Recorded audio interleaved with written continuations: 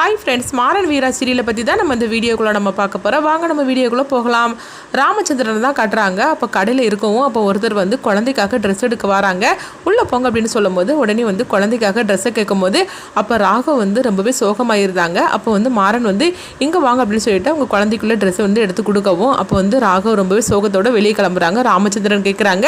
எங்கே ராகவ் போகிற அப்படிங்கும்போது எனக்கு ஒரே தலைவலிக்குதுப்பா, அதான் போய் காப்பி குடிச்சிட்டு வர அப்படின்னு சொல்லிட்டு அவங்க போகவும் அப்போ கார்த்தியும் மாறனும் வரவும் உடனே வந்து அவங்க ராமச்சந்திரன் வந்து சொல்லிட்டு இருக்கிறாங்க, என்ன இருந்தாலும் சரிதான், ராகவ் வந்து அதாவது அவன் எல்லாமே வரவு செலவெல்லாம் பார்த்துட்டு முதலாளியா இருந்துட்டாம்ல, அவனுக்கு இப்படிலாம் பார்க்கறதுக்கு ரொம்பவே கஷ்டமா இருக்கு போலுக்கு அப்படின்னு சொல்லிட்டு இருக்கவும் இன்னொரு பக்கம் பார்த்தோம்னா மாறனும் அவங்க கார்த்தியும் பேசிட்டு இருக்கிறாங்க. குழந்தைன்னு சொன்னதுமே ராகவுக்கு வந்து அண்ணியோட ஞாபகம் வந்துருச்சு போலுக்கு அப்படின்னு சொல்லிட்டு அவங்க பேசிக்கிட்டு இருக்கிறாங்க.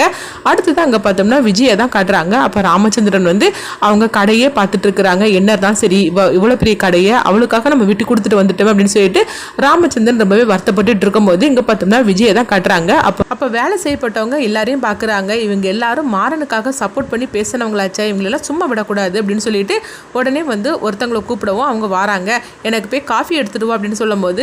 என்னுடைய வேலை அது கிடையாது அப்படிங்கிறாங்க. ஓஹோ, நான் வந்து சொன்னோம்னா யாருனாலும் நான் சொன்ன வேலையை செஞ்சுதான் ஆகணும், அதனால போய் எனக்கு காஃபி எடுத்துடுவான்னு சொல்லவும் உடனே காஃபி எடுத்துட்டு வந்து கொடுக்குறாங்க. அதை குடிச்சு பார்த்துட்டு விஜய் வந்து இதெல்லாம் ஒரு காஃபி அப்படின்னு சொல்லிட்டு கீழே அப்படியே கொட்டியிருந்தாங்க. அப்போ இன்னொருத்தர் வந்து கூப்பிடுறாங்க, இந்த காஃபியெல்லாம் வந்து கீழே கொட்டியிருக்கு பாரு, இது தொடச்சி விட அப்படிங்கும்போது எங்க பாருங்க எங்களுடைய வேலை அதெல்லாம் கிடையாது, அது தொடக்கிறதுக்குன்னு ஒருத்தங்க இருக்கிறாங்க, நீங்கள் அவங்கள கூப்பிட்டு இந்த இதெல்லாம் தொடச்சிக்கிடுங்க, எங்களுடைய வேலை வந்து சேல்ஸ் பண்ணுறது மட்டும்தான் அப்படிங்கவும் இங்கே பாரு இப்போ நான் தான் முதலாளி, அதனால் நான் என்ன சொல்கிறேனோ அதை கேட்டு தான் நீங்கள் நடக்கணும் அப்படின்னு சொல்லிட்டு மேனேஜர் இங்கே வாங்க அப்படின்னு சொல்லவும் இப்போ மேனேஜர் வராங்க. எல்லாரையும் உடனடியாக கூப்பிடுங்க, இங்கே ஒரு மீட்டிங் நான் வந்து பண்ண போகிறேன் அப்படின்னு சொல்லும்போது என்ன மேடம் இப்படிலாம் சொல்லிட்டு இருக்கிறீங்க, இப்போவே மீட்டிங் வந்து அரேஞ்ச் பண்ண சொல்கிறீங்க, இப்போ வியாபாரம் எடுக்கிற டைம் ஆகும் அப்படின்னு சொல்லும்போது இங்கே பாரு நான் சொல்கிறதா சட்டம், அதனால எல்லாரையும் உடனே கூப்பிடு அப்படிங்கவும் உடனே எல்லாருமே வர சொல்கிறாங்க. அடுத்து பார்த்தோம்னா விஜய் வந்து சில திட்டங்கள்லாம் சொல்லிட்டு இருக்கிறாங்க. எங்க பாருங்க கரெக்டாக வந்து எல்லாரும் காலையில் 8 மணிக்கு வந்துடணும், அதுக்கு பிறகு ராத்திரி கடை அடைக்கும் போது தான் எல்லாருமே போகணும், அது மட்டும் இல்லாமல்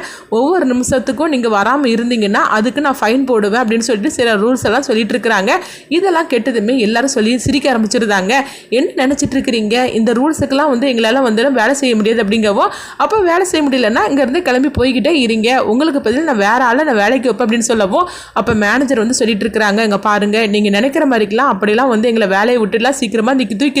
தூக்கிட முடியாது அப்படிங்கவும் உடனே என்ன நினச்சிட்டு இருக்கிறீங்க, இதுக்கு இந்த கடைக்கு நான் தான் முதலாளி, அதனால நான் என்ன சொல்கிறேனோ அதை கேட்டு தான் நீங்கள் நடக்கணும், அதனால ஒழுங்கு மரியாதை நான் சொல்கிறத நீங்கள் கேட்டு ஆகணும் அப்படிங்கும்போது எங்கே பாருங்க நீங்கள் நினைக்கிற மாதிரிக்கு நாங்கள் இந்த கடையில் வேலை மட்டும் செய்யலை, இந்த கடையில் ஒவ்வொரு இதுக்கும் நாங்களும் வந்து ஷேர் ஆகும் அப்படிங்கிறாங்க. எங்களை வந்து எல்லாருமே வந்து ஷேர் ஹோல்டராக வந்து ராமச்சந்திரன் சார் வந்து நியமிச்சிருக்கிறாரு, அது மட்டும் இல்லாமல் எங்களுக்குன்னு சொல்லிட்டு யூனியன்லாம் இருக்குது, யூனியன் லீடரும் இருக்கிறாங்க அப்படிங்கவும் இது கிட்டதுமே விஜய் வந்து சிரிக்க ஆரம்பிச்சிருந்தாங்க. எங்க பாருங்க அவர் இருக்கும்போது நீங்கள் என்னனாலும் செஞ்சுருக்கலாம், ஆனால் இப்போ நான் என்ன சொல்கிறேனோ அதை கேட்டு தான் நடக்கணும், உங்களுக்கு யூனியன் லீடரா எங்க அவங்கள நான் பார்க்கட்டும் அப்படின்னு சொல்லும் போது கரெக்டாக கண்மணி வராங்க. இவங்க தான் எங்களுக்கு யூனியன் லீடர் அப்படின்னு சொல்லவும் உடனே கண்மணியை பார்த்ததுமே என்னக்கா நீங்கள் வந்து இப்போ வேலை செய்கிறீங்களா அந்த கடையில் அப்படிங்கும்போது இங்கே பாரு விஜய், இந்த கடையில் நான் வந்து முதலாளி கிடையாது, நான் வேலை செஞ்சுட்டு தான் இருந்தேன், அது மட்டும் இல்லாமல் நான் யூனியன் லீடர் ஆக்கும் அப்படின்னு சொல்லும் போது இதை கெட்டதுமே விஜய் சிரிக்க ஆரம்பிச்சிருந்தாங்க. அக்கா என்னது புதுசாக திட்டத்தெல்லாம் சொல்லிட்டு இருக்கிறீங்க, எங்க பாருங்க நீங்கள் என்ன சொன்னாலும் சரிதான்,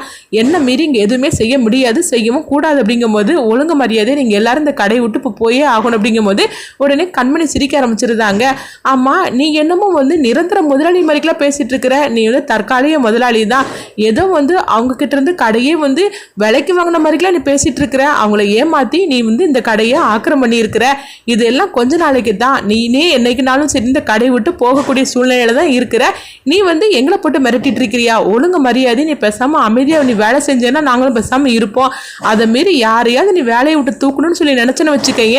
அதுக்கப்புறம் இங்க என்ன நடக்கும்னு தெரியாது அப்படின்னு சொல்லும் போது உடனே வந்து விஜய் வந்து அதிர்ச்சி அடைகிறாங்க. என்ன நினைச்சிட்டு இருக்கிறீங்க, இதுல எல்லாரும் நீங்க வேலை தான் செஞ்சுட்டு இருக்கிறீங்க அப்படிங்கும் போது நான் தான் சொல்லிட்டோம்ல, இங்க நாங்க வேலை செஞ்சாலும் எங்களுக்குன்னு ரூல்ஸ் எல்லாம் இருக்குது, அதை மீறி நீ எடுத்தோம் கவுத்தோன்னு சொல்லிட்டு இங்க வேலையை விட்டுலாம் தூக்கிட முடியாது, அதனால ஒழுங்கு மரியாதையா வாயை முடிக்கிட்டு போய்கிட்டே இரு அப்படின்னு கண்மணி மிரட்டவும் அப்போ விஜய் வந்து அதிர்ச்சியோடு அங்கே போகிறாங்க. அடுத்தங்க பார்த்தோம்னா கண்மணி கடைக்கு வந்துற விஷயத்தை வந்து மேனேஜர் மூலமா எங்க ராமச்சந்திரன் எல்லாருக்கும் தெரிய வருது. அண்ணி எதுக்காக பார்த்த கடைக்கு போனாங்க, அந்த விஜய் சும்மா இருக்க மாட்டாள் அப்படிங்கும் போது, ஆமா சார் நீங்க சொல்றதெல்லாம் கரெக்டு தான், அந்த விஜய் சும்மா இல்லை, இப்படிலாம் பண்ணுனா அது மட்டும் இல்லாம அந்த கடையோட பேரையே மாத்தணும்னு சொல்லிட்டு இருக்கிறா அப்படிங்கவும் இதை கேட்டதுமே ராமச்சந்திரன் அதிர்ச்சி அடைகிறாங்க. என்னது என் மனைவி காவேரியோட பேரை வந்து மாத்த போறாள் அப்படிங்கும் போது, ஆமா சார் அப்படிதான் அவ சொல்லிட்டு இருக்கிறா அப்படிங்கவும், ஆனா கண்டிப்பா வந்து கண்மணி மேடம் வந்து இதை விட மாட்டாங்க அப்படிங்கும் போது அப்ப மாறன் வந்து கண்மணிக்கு போன் பண்றாங்க. அப்ப கண்மணிக்கு வீராவும் மாறனும் வந்து பேசுறாங்க, நீ எதுக்காக அங்க கடைக்கு போன, அந்த விஜய் சும்மா இருக்க மாட்டேன் அப்படிங்கும் போது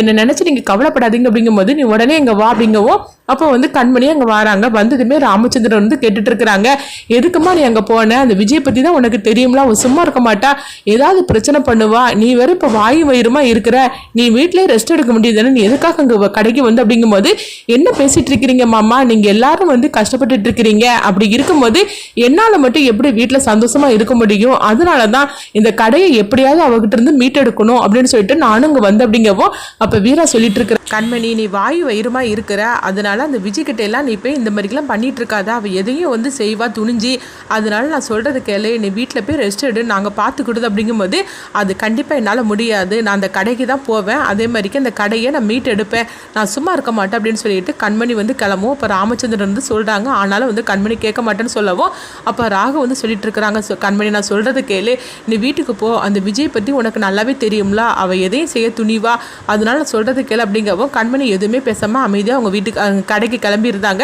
அடுத்துங்க பார்த்தோம்னா ராமச்சந்திரன் சொல்லிட்டு இருக்கிறாங்க, எதுக்காக கண்மணி கடைக்கு போனாலும் தெரியல, எனக்கு என்னமோ பயமாக இருக்குது, அந்த விஜய் வந்து எந்த எல்லைக்கும் போவா, அது மட்டும் இல்லாமல் கண்மணி வேற இப்போ வந்து வயிற்றுல குழந்தைய சுமந்துக்கிட்டு இருக்கிறா, இவ வேற சொன்னாலும் கேட்க மாட்டேக்காள் அப்படின்ட்டு இருக்கவும் அடுத்து பார்த்தோம்னா மாறனும் வீராவும் பேசிட்டு இருக்கிறாங்க, இந்த விஜய்க்கு சீக்கிரத்திலே முடிவு கட்டணும், அது மட்டும் இல்லாமல் அவ தன்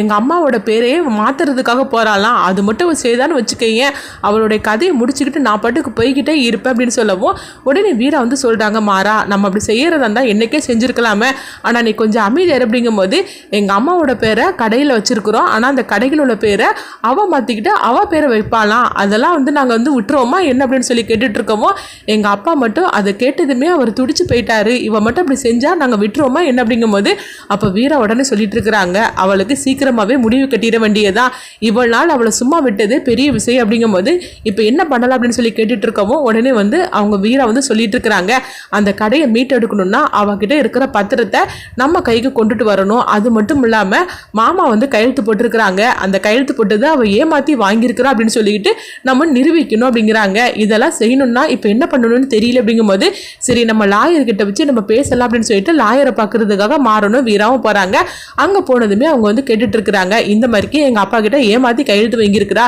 இப்போ இதெல்லாம் வந்து உடச்சு எறியணும்னா இப்போ என்ன பண்ணணும், ஏன்னா அவளுடைய அக்கிரமம் வர வர தாங்க முடியல, வேலை செய்யப்பட்டாங்க அவ்வளவு வரையும் அவமானப்படுத்துதா, அது மட்டும் இல்லாம அந்த கடைக்கு எங்க அம்மாவோட பேரை வச்சிருக்கோம், அந்த பேரை மாத்த போறாளா, இவளை இப்படியே நான் விட்டுட்டு இருந்தோம்னா அப்புறமா அவளுடைய இதுக்கு ஒரு எல்லையே இல்லாம போயிட்டு இருக்கிறோம், அதனால இந்த பிரச்சனைக்கு சீக்கிரத்திலே ஒரு முடிவு கட்டணும் அப்படின்னு சொல்லவும் அப்ப லாயர் வந்து சொல்லிட்டு இருக்கிறாங்க, அதாவது உங்க அப்பா வந்து இந்த மாதிரிக்கு டாக்குமெண்ட்ல கையெழுத்து போட்டு கொடுத்தது நம்ம பொய்னு நிரூபிக்கணும்னா அதுக்கு ரொம்பவே கஷ்டப்படணும் அப்படிங்கிறாங்க. அப்ப வீரா வந்து கேட்டுட்டு இருக்கிறாங்க, என்ன சார் நீங்க இந்த மாதிரிக்கு பேசிட்டு இருக்கிறீங்க, உங்ககிட்ட பேசினாக்கி ஏதாவது ஐடியா வரும்னு சொல்லிட்டு தான் நாங்கள் உங்ககிட்ட வந்து கேட்டிருக்கிறோம், அதனால நீங்கள் தயவு செய்து எங்களுக்கு வந்து ஏதாவது உதவி பண்ணுங்க அப்படிங்கவும் அப்போ அவங்க ஒரு ஐடியா கொடுக்குறாங்க. இது கேட்டதுமே வீரா சந்தோஷப்படுறாங்க.